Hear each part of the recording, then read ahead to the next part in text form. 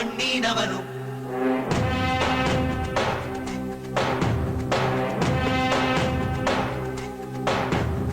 ವಜ್ರ ಬಲ್ಲಾಳರಾಯ, ಸೋಗೆ ಬಲ್ಲಾಳರಾಯ, ಗತ್ತಿಗಲೆ ಬಿತ್ತಿ ಹೋದ ವಂಶಾದವನು.